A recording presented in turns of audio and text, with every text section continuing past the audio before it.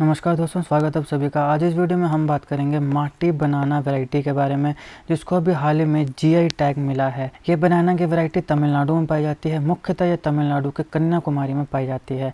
यहाँ पे इस प्रकार की सॉइल है, इस प्रकार का क्लाइमेट है, जिसके वजह से ये सिर्फ और सिर्फ यहीं पर पाई जाती है। तो इस वीडियो में हम बात करेंगे कि माटी बनाना वैरायटी है क्या, क्यों इसको जीआई टैग मिला, क्या कारण है कि ये सिर्फ कन्याकुमारी में ही उगाई जाती है, कहीं पर भी और एप्लीकेट नहीं की गई। इस वीडियो में हम इसकी हाइब्रिड वैरायटी को भी देखेंगे। और क्योंकि बात तमिलनाडु की हो रही है, तो तमिलनाडु से रिलेटेड भी जितने भी इंपॉर्टेंट जीके फैक्ट्स आपके एग्जामिनेशन के लिए ज़रूरी हैं, उन सबको भी हम कवर करने वाले हैं। तो आप इस वीडियो को अंत तक देखिएगा। चैनल पर ना तो सब्सक्राइब अवश्य करेगा। Politics, economy, GK, tech, geography, science, environment and ecology की तमाम वीडियोज़ को देखने के लिए एक बार हमारी प्लेलिस्ट को जरूर चेक करिएगा। चलिए शुरुआत करते हैं। देखिए दोस्तों, तमिलनाडु के कन्याकुमारी डिस्ट्रिक्ट में, ये है कन्याकुमारी डिस्ट्रिक्ट, यहाँ पे माटी बनाना वैरायटी ये होती है। माटी बनाना वैरायटी, इस वैरायटी को अभी हाल ही में जीआई टैग यानी ज्योग्राफिकल इंडिकेशन का टैग मिला है। माटी बनाना जो होते हैं ये slightly larger than human finger size fruits होते हैं, यानी जो ह्यूमन फिंगर साइज फ्रूट्स होते हैं उनसे थोड़ा सा ज़्यादा स्लाइटली लार्जर इनका साइज़ होता है।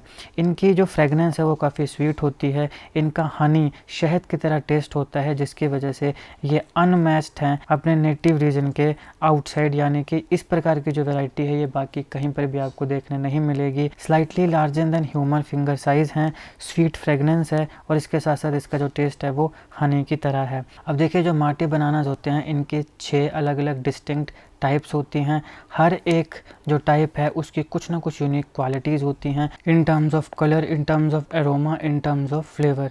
अब हम बात करते हैं इसकी हाइब्रिड इनोवेशन की। देखिए दोस्तों, माटी बनाना वैरायटी जो है इसकी एक हाइब्रिड वैरायटी भी है, जिसको बोलते हैं सेमाटी बनाना।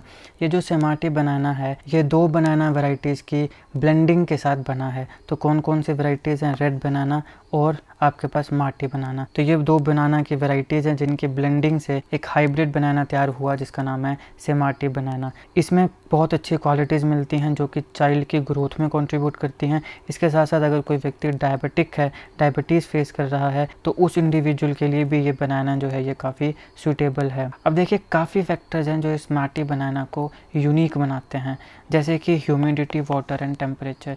जिस एरिया में ये ग्रो करता है वहाँ पे स्पेसिफिक एनवायरमेंटल कंडीशंस हैं, जिसकी वजह से वो जो डिस्ट्रिक्ट है उसमें माटी बनानास ग्रो होते हैं। उसके साथ साथ यहाँ पे सॉइल कंपोजिशन आता है, न्यूट्रिएंट बैलेंस आता है, जो उस डिस्ट्रिक्ट की मिट्टी में, सॉइल में पाया जाता है, जिसकी वजह से ये जो माटी बनानास हैं ये वहाँ पे ग्रो करते हैं। और यही फैक्टर्स फर्दर कम्प्लेक्सिटी क्रिएट करते हैं इस बनाना की वैरायटी को कहीं और किसी और जगह पे रिप्रोड्यूस करने के लिए। तो यहाँ पे कई बार ऐसी कोशिशें हुई कि ये जो माटी बनाना है इसको रेप्लिकेट किया जाए अदर रीजन्स में, कन्याकुमारी डिस्ट्रिक्ट के अलावा किसी और रीजन में, लेकिन वहाँ पे इतनी सक्सेस कभी भी नहीं मिली। यहाँ पे काफ़ी चैलेंजेस आते हैं, काफ़ी फैक्टर्स होते हैं। मल्टी फैसेटेड नेचर जो है वो एक बहुत बड़ा फैक्टर है। सॉइल कंपोजिशन है, ह्यूमिडिटी है, वाटर है, और इसके साथ साथ जैसे हमने कहा मिनरल कंपोजिशन है। ये कुछ फैक्टर्स है जिसकी वजह से जो माटी बनाना है इसको रेप्लिकेट नहीं किया गया किसी भी और जगह में।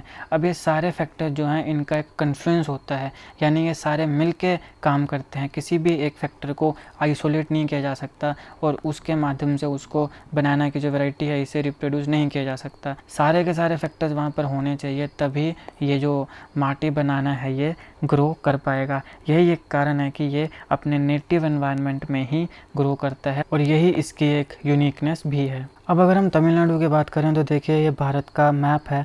भारत में साउथ में तमिलनाडु पाया जाता है। तमिलनाडु की जो ऑफिशियल लैंग्वेज है वो तमिल है। तमिलनाडु में 38 डिस्ट्रिक्ट्स पाए जाते हैं।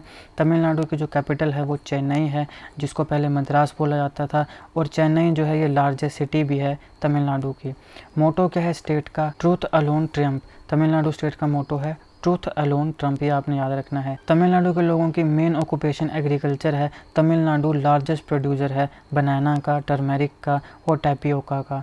सेकंड लार्जेस्ट प्रोड्यूसर है मैंगो का, कोकोनट का और ग्राउंडनट का।